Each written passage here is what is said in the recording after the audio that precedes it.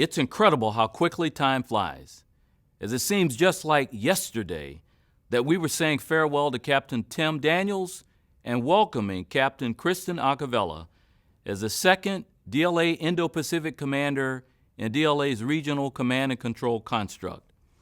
I'm so very proud of all three of our regional commands because there's just no denying that having a forward presence unifying all DLA equities under one customer face to our combatant commanders is such a very, very powerful concept and a way to deliver everything that the agency has to offer to our warfighters.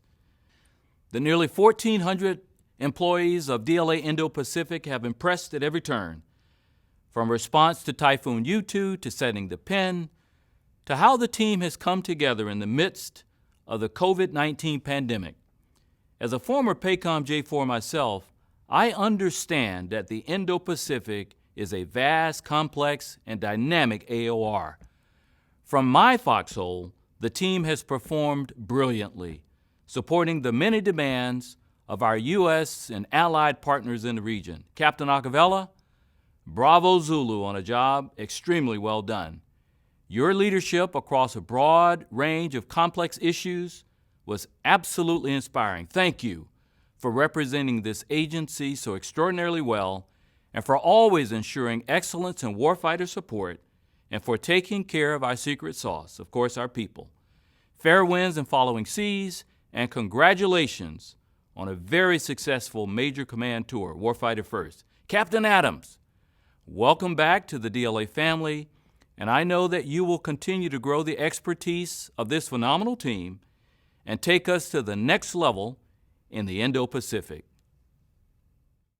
Hello everyone, this is Kristen French and I'm going to do a shout out from DLA headquarters. First of all, thank you for the DLA Indo-Pacific team for all you do each and every day.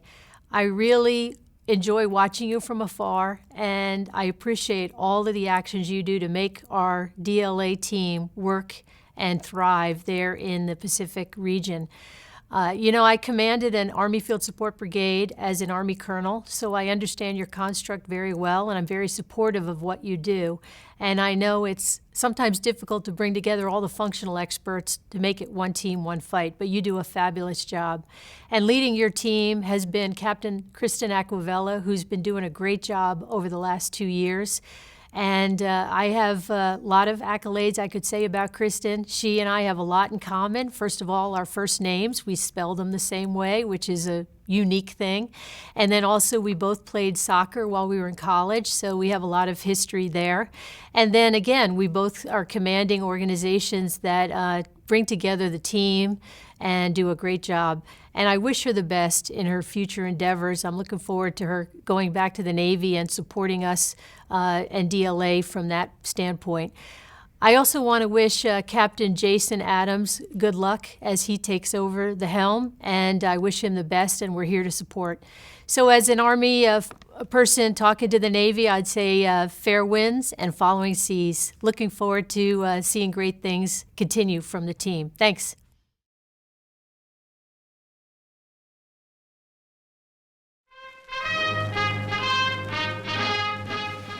The origin of the Defense Logistics Agency dates back to World War II, when America's huge military buildup required the rapid procurement and vast amounts of munitions and supplies. In 1961, the Secretary of Defense ordered that single manager agencies be consolidated into a single agency, ultimately establishing the Defense Supply Agency. Over the decades, the agency's responsibilities evolved and extended overseas, and in 1977, the name was officially changed from the Defense Supply Agency to the Defense Logistics Agency. The Goldwater-Nichols Act of 1986 identified DLA as a combat support agency, and the agency assumed management of the nation's stockpile of strategic material. In 2001, the new DLA headquarters complex facility was renamed and dedicated the McNamara Complex in honor of the agency's first director, U.S. Army Lieutenant General Andrew T. McNamara. In the early 2000s, the agency continued to rise and meet new challenges from terrorist attacks and natural disasters while continuing to remain focused on its top priority, warfighter support. In 2016, DLA improved support to the various combatant commands through its Command and Control, or C2, initiative, making the 3 DLA regional commands the primary single face to the customer. Air Force Major General Alan Day is the Defense Logistics Agency Director of Logistics Operations located at Fort Belvoir, Virginia. DLA Logistics Operations is responsible for the end-to-end supply chain management of DLA's 9 supply chains, providing logistics and material process management policy, guidance, oversight, and monitoring supply chain performance.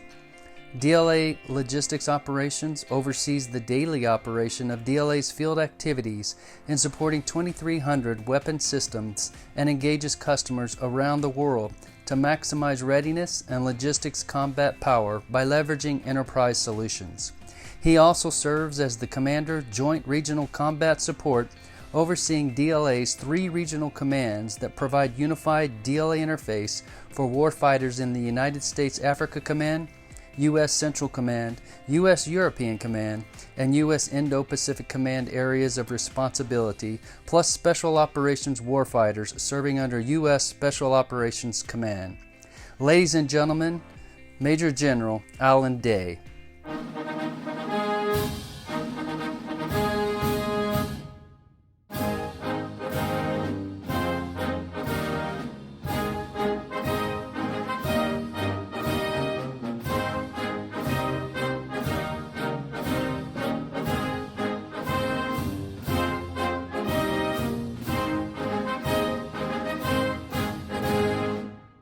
Thanks for the introduction. I am thrilled and proud to be part of this production, welcoming Captain Jason Adams back to the DLA family as we sadly say farewell to Captain Kristen Aquabella. I wish we could all be together today, but this movie is just one more way we're all finding ways to answer the challenges posed to us by this coronavirus pandemic. Although we're doing some things differently, I'd be remiss if I didn't honor the family members involved in this transition. Kristen's spouse, Wend, also a Navy captain stationed in Hawaii at U.S. Pacific Fleet, was obviously a great support to her throughout her 2 years in charge of DLA's largest regional command, which serves U.S. Indo-Pacific Command, one of the most complex areas of responsibility on the planet. I also want to recognize Kristen's dad, Rick, a retired Navy captain who was a dentist, and her mom, Nikki, including Kristen's brother Michael, who happens to be an international banker in East and Southeast Asia. They raised 2 great kids and have been a part of every milestone in Kristen's career.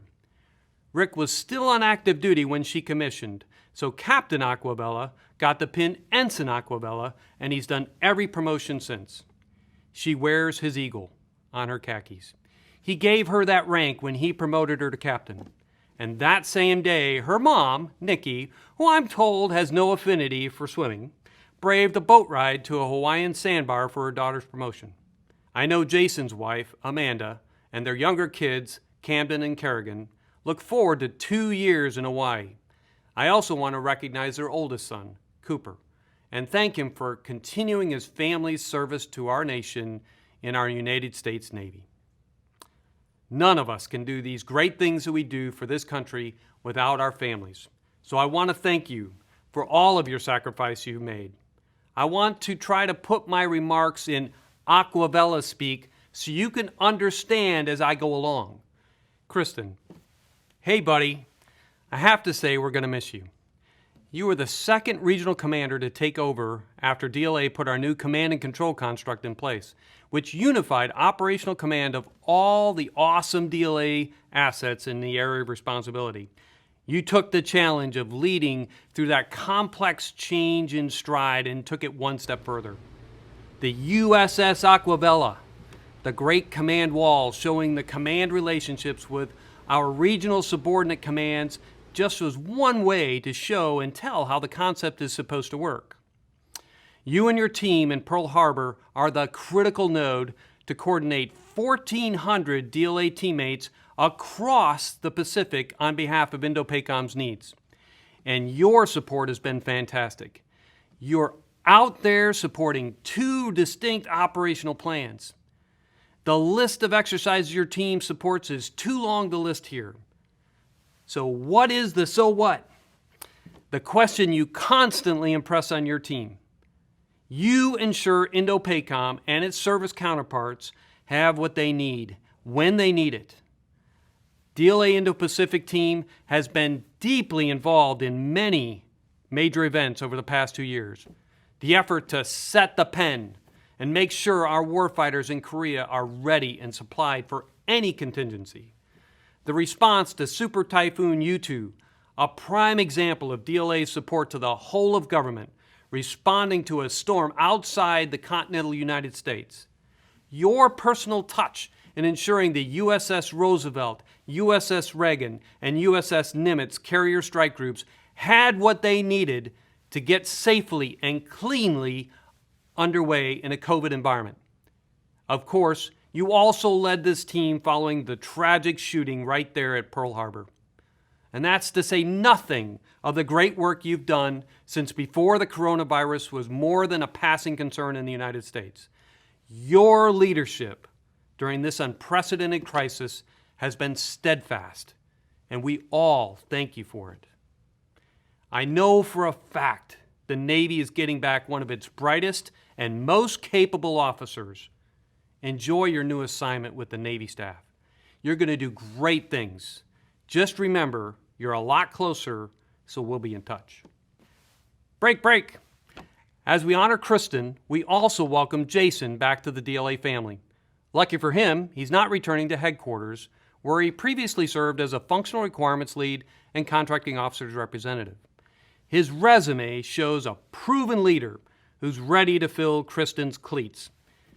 He served as a supply officer at multiple levels in the Navy, at sea and ashore, including operational tours aboard the USS Hartford, USS George W. Bush, and USS Essex. He's also spent one tour in Iraq supporting our Operation Iraqi Freedom.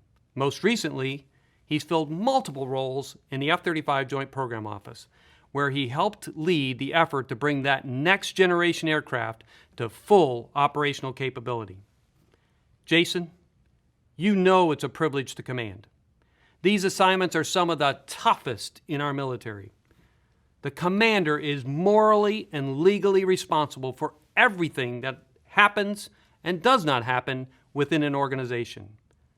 While commanders can delegate authority, details, and all the rest, they are ultimately responsible for the safety, well-being, and efficiency of the entire command. That's no small task. Command isn't another staff job. Taking responsibility for every sailor, soldier, airman, Marine, and civilian in your organization, as well as their families, their actions, decisions, lives, and more. It's a daunting responsibility. Today, when we virtually hand you the flag, we're handing you the mission. But more importantly, we're handing you the people of DLA Indo-Pacific, and now it will be over to you. I know you're up to the task and will lead all 1,400 of your teammates to the other side of this international pandemic as you integrate warfighter support across this entire area of responsibility. It's now time to wrap up. Kristen, it bears repeating, your team is going to miss you. And now, I would like to virtually present the Defense Superior Service Medal in honor of all you've done for your teammates and our nation.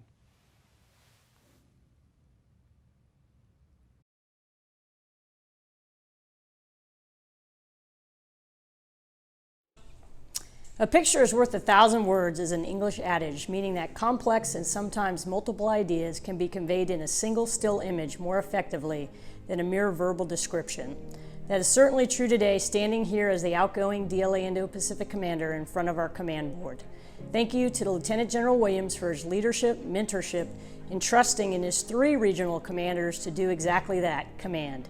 We had the privilege of hosting you twice in the AOR over the past 2 years, and it's never lost on us with the demands on your time that getting you out of DC into the AOR is no small feat. And sir, besides always having to wait on Jahari to catch up with us and Colonel Bell figuring out how to live off just one carry-on, We truly appreciated the engagements with the DLA workforce, highlighted by your promotion of one of our rock stars, Marcus McDonald, to Sergeant First Class, and the key leader engagements within our theater. To Major General Day, thank you for presiding on this event. And although COVID-19 threw a wrench into our plan of doing this live and in person on the beautiful island of Oahu, we appreciate that you believe in our vision and you lean towards yes with our Change of Command video. It speaks volumes of your sense of adventure to join us in this journey, and truth be told, we had the nuclear option ready to go, as my mom is neither Facebook savvy nor Zoom savvy, but she can still dial a rotary phone, and she was certainly ready to call you and tell you, hey, just let the kids do the video. So back to the team. This board represents the very best that DLA has to offer. All first-round draft picks, 5 outstanding energy commanders, 3 DLA distribution commanders and a DLA distribution director, our DLA Indo-Pacific Troop Support Commander, our DLA Disposition Services Director, our Maritime Officer in Charge, and a myriad of key J&D code leaders across J6, Installation Management, EEO, J1HR, Office of General Counsel, Inspector General, and Intelligence. This team truly can answer all bells all the time out here in support of our combatant commander. The AOR is vast, spanning half the Earth's surface and over half the world's population and covering 14 time zones. And our reach is very far, from Alaska to Diego Garcia and everything in between, with the preponderance of our DLA Indo-Pacific footprint in Hawaii, mainland Japan, Okinawa, and South Korea, but also smaller yet key footholds in Alaska, Guam, Thailand, Philippines, Australia, and Singapore. The DLA Indo-Pacific flagpole is here in Pearl Harbor, Hawaii, geographically co-located with our Indo-PACOM and our 4 service components. And we are charged in C2, Command and Control, with aligning and unifying all DLA capabilities to support our combatant commanders' priorities. We work for an exceptional J4 in Major General Davidson, who's an inclusive leader and values her DLA team's contribution. She has led our collective team throughout dynamic times and cultivated an environment for all of us to succeed. She retires after 38 years of service, and our DLA Ohana wishes her and her husband the very best. Thank you, ma'am. Thanks for the opportunity to get a chance to say goodbye to Kristen and tell Kristen, job well done. You're a fantastic leader. We depend on DLA team. We count you as part of our team. And thanks for all you do for all that DLA does in the Pacific. Jason, if you can do half as well as Kristen did while you're here, you've got a great career ahead of you, buddy. Hua. Aloha. The team has performed exceptionally well across tactical, operational, and strategic levels. We have asked much of them, and they have delivered. From supporting over 30-plus exercises a year, like RIMPAC, Bala-Catan, Keen Edge, Pacific Century, and Talisman Sabre, to name a few, to deliberate planning for 2 major O-plans in this theater, to quickly reacting to natural disasters like Super Typhoon U2 that had devastating effects on Saipan and Tinian, where we quickly deployed 5 DLA personnel, including our DLA Energy Southwest commander, in direct support of FEMA, to our current COVID-19 pandemic, executing our con plan and directly supporting our warfighters across the AOR, be it the great work to support 2 sub-unified commanders, USFK and USFJ, or PAC Fleet's top priorities with the USS Theodore Roosevelt, USS Ronald Reagan, and USS Nimitz carrier strike groups, or as an enabler to USERPAC as the Theater Joint Forces Land Component Commander in their defense support for civil authorities mission to Guam, CNMI, and America Samoa. The teamwork and collaboration of this workforce, forward and embedded with our partners, has made the difference, and my hat's off to each and every one of you for a job well done. Just one great example of an employee making a difference every day is Colleen Weaver. Colleen is our data management supervisor here in Pearl. When COVID took 6 of her workforce locally who couldn't come to work, she refused to let circumstances force her to quit and close down the operation. She could have easily thrown up the white flag and surrendered, but she didn't. Instead, she said, "Captain, I'm a little rusty, but I know how to run all these machines," and that's exactly what she did. And every day for the past 2 months, I'd see her walk in at about 05:30, man up the office, and she ensured all the print jobs that were needed by our customers, many of them COVID-specific jobs, were accomplished. That's the fighting spirit of our very best, and Colleen, my hat's off to you, and know that you're making a difference. A very special thanks to all the MSC commanders, their deputies, and J&D code directors, past and present, for their leadership, teamwork, and collaboration in ensuring unparalleled DLA support to the Indo-Pacific warfighter, and for helping us evolve and integrate to show a unified front. We rely heavily on the strength of the entire DLA network and the depth of the bench in the rear. Your trust, support, and buy-in is such a critical piece of our ability to effectively unify all the capability in the region to give our partner solutions. December 7th, 1941, a date which will live in infamy. It's fitting to be standing here on historic Ford Island as a reminder that on December 7, 1941, 1,177 crewmen were killed when the USS Arizona was hit by a Japanese bomb and exploded. The memorial you see behind me rests on the sunken ship and is the resting place to those 1,177 crew members. The USS Oklahoma Memorial, just down the way, is a tribute to the 429 men who lost their lives when she was sunk by a number of Japanese torpedoes. On the other side of Ford Island, the USS Utah is a tribute to the 64 members of her crew who lost their lives when she suffered a fatal blow as a result of the attack. And the battleship Missouri, which is pierside only a few hundred yards from this spot, is best remembered as a site of surrender that ended World War II. You don't have to go very far in this AOR to be reminded of the heroes who are forever memorialized and to reflect on the truest meaning of selfless service and sacrifice. 2 years ago in July, Captain Tim Daniels eloquently spoke about the history of Ford Island, the attacks on Pearl Harbor, and reflected back on his 2 years in command as the first DLA Pacific commander under command and control. He told me that this would be the most exhausting but most memorable and treasures tours of my career, and he was right. It has been an absolute honor and privilege to serve with the great men and women of DLA Indo-Pacific and be part of an agency who has it right.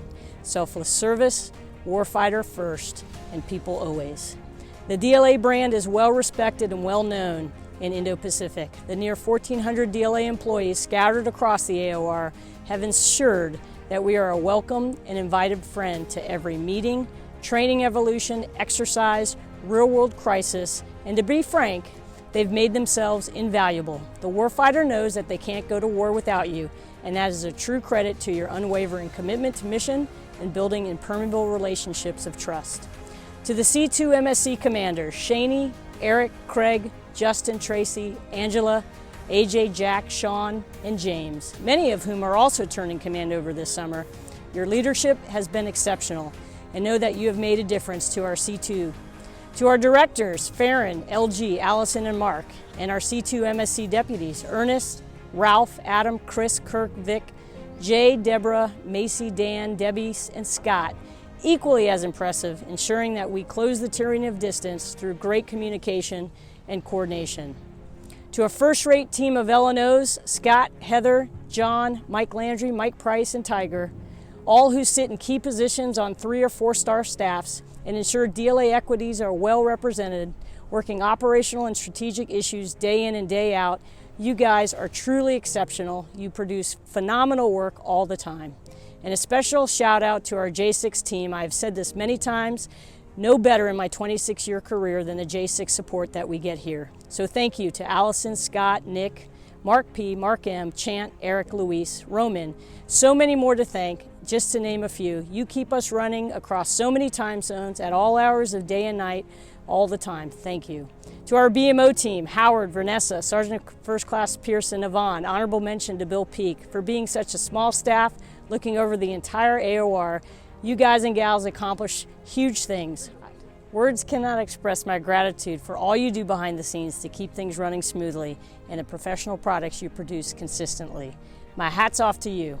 Between headquarter taskers, DV visits, admin, PERS reporting, support agreements, DTS, and all the other crazy taskings you get from me, we simply could not stay afloat without you. To Sheena and Joanne, thank you for outstanding intelligence and PERSEC support and ensuring we all maintain an OPSET focus because we must. Jeff On, OIG, sufficient to say what you do has been critical to ensuring good stewardship of taxpayer resources. I will miss our many chats. To Gil and Chi, the sheer breadth of legal issues you work on a daily basis is incredible. Employee, environmental, contractual, fiscal, travel, ethics, the list goes on and on. You provide sage counsel, guidance, and advice, and I can't thank you enough for your support. Our DLA, Pacific, Oceania, and Asiana teams, Rodney and Daryl, and the cadre of warfighter support representatives across the AOR, we simply could not do it without you. Your forward presence and expertise are so very vital to the agency's mission. Keep pressing and never settle. To the Indo-Pacific Synchronization Operations Center team, led by Lieutenant Colonel Troy Johnson and Andy Drake, along with Sergeant First Class Jones, Ardent, Lisa Winnick, Ryan, and Jared. You have transformed the PLOCT over the past year into a true Indo-Pacific Synchronization Center, and COVID-19 clearly showed how quickly we could operationalize and connect the AOR, activate the KSOC, and communicate daily back to the agency. You provided that no matter what the issue, pandemic, exercise, natural disaster, O-plan, that we had the processes and procedures in place and the talent to quickly transition and stay synchronized. Thank you. And our Chief of Staff, Dr. John Hamilton, you are the glue that holds us all together. No doubt we'll all be working for you in the not so distant future, and we all owe you a debt of gratitude for the many plates you keep spinning for the entire DLA Indo-Pacific team and all you do for the agency, even from way out here. John, we owe you a lot more. You haven't asked for it, but I'll leave you that. We owe you better because you are the epitome of servant leader. I'd come work for you any place, anytime, anywhere. We're also blessed to have two deputies. Colonel Julia Bell is our military deputy forward on the Korean Peninsula. Julia is a ball of energy, engaging. She arrived last summer right before a huge training evolution. She hit the ground running and she hasn't stopped. Julia, you're an exceptional person, an exceptional officer. Thank you, and I'm so very thankful our paths cross. And to Angel Colon, our civilian deputy, who is no stranger to the military, having served a full career in the United States Air Force, and now is a DLA superstar for over 14 years. Angel was the second deputy in our new C2 structure, arriving in the summer of 2017, and has been the voice of reason in an AOR that never slows down. He has been the perfect calm to many stormy days and a true warrior. To our incoming DLA commander, Captain Jason Adams, who I've known for many years. He brings a wealth of operational and staff experience, having formerly served at the DLA headquarters. He is an accomplished Supply Corps officer with a very impressive resume. Welcome Jason, the entire Adams family, wife Amanda, and their children, Cooper, Camden, and Carradine, into the Ohana. He is the right guy at the right time to take DLA Indo-Pacific to the next level, and no doubt this team will flourish under his leadership and accomplish amazing things over the next 2 years. In closing, I'd like to thank my family and friends. I regret that COVID spoiled their plans to come in person. We had quite the reunion plan to include my brother and sister-in-law, nieces and nephew in Singapore, my mom, my dad, my aunts and uncles, my college soccer coach, my high school best friends, Navy and Marine Corps best friends, my shipmates from far and wide. Hawaii is not a hard sell for a change of command, trust me. So to all our extended family and friends, Wendy and I will leave the light on, and when it's safe to travel again, please come visit. And finally, to the other captain in the household, Captain Wendy Toll, who just checked into Pac Fleet, a naval meteorologist, Naval Academy class of '95, four-time Ironman finisher. We continue our military journeys together, although I'll be in DC and you'll be here in paradise. We see who got the better end of the bargain. We feel very fortunate to have been stationed together in Hawaii, where we bought our forever home and plan to spend our retirement years one day. But for now, we'll keep pressing. We wish you all fair winds and following seas, and thank you for the privilege to serve as the DLA Indo-Pacific Commander. And congratulations and welcome aboard to Captain Adams and his family, and we wish you the very best during your tour. Thank you all. I will now read my orders. Commander, Navy Personnel Command, Millington, Tennessee, Bupers Order 1205, dated 24 February 2020. When directed by Reporting Senior, detach June 2020 and report not later than July 2020 to OPNAV, Arlington, Virginia. You are hereby detached from your command. Captain Adams, I'm ready to be relieved. I will now read my orders. Headquarters, Defense Logistics Agency, Special Orders 23, TAC 20, effective 12 June 2020. By direction of the Director of Defense Logistics Agency, announcement is made of the appointment of Captain Jason W. Adams, United States Navy, as Commander, Defense Logistics Agency, Indo-Pacific. I am ready to relieve you. Captain Aquavella, I am ready to relieve you. I stand relieved. Major General Day, I've been properly relieved as Commander, DLA Indo-Pacific by Captain Jason Adams. Major General Day, I've assumed the duties and responsibilities as Commander, Defense Logistics Agency, Indo-Pacific. Traditionally, transfer of command is symbolized in the ceremonial passing of the organizational colors. When the colors are passed to the incoming commander, it marks the beginning of their leadership and acceptance of their responsibility for accomplishing the command mission and for the welfare of all assigned personnel. Due to COVID-19, ceremonial colors are being presented virtually. In Navy tradition, command is symbolized by being authorized the wearer of the Navy Ashore Pin. Captain Adams is now authorized as the new DLA Indo-Pacific Commander to wear the Navy Ashore Pin. I am deeply honored to be here today and to be part of this time-honored tradition in such a historic location. Normally, the incoming commander gets about 3 minutes to make remarks, and the vast majority of that time is spent thanking folks that have traveled from out of town. With no audience today, this will be very brief. First and foremost, I would like to thank Major General Day for presiding over this ceremony. Thank you, sir. I would like to thank the DLA and Navy leadership for having the confidence to place me in this leadership position, and especially in such an awesome location. I would like to thank my family. First and foremost, my wife Amanda. You are my anchor. You keep me grounded, and I could not do this alone. To my father-in-law and mother-in-law, Wayne and Nancy Bryant, you have always opened your heart and your home to me, and for that I'm eternally grateful. To our 3 children, Cooper, Camden, and Kerrigan, each of you are amazing human beings, and I love you very much. To the entire DLA Indo-Pacific team that has welcomed me with open arms and has worked at a blistering pace to get me up to speed, I thank you, and I look forward to being on the team, and I'm very excited for what I know we will accomplish together.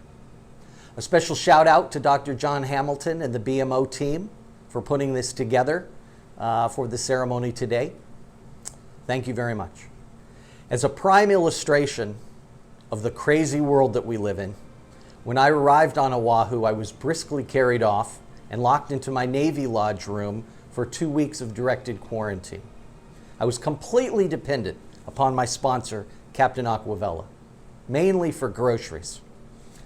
She offered to do my laundry, and I thought that was a little bit over the top, but it shows you the type of person that Kristen is. Thank you to you and Wendy for your sponsorship, for your friendship, and for a great turnover.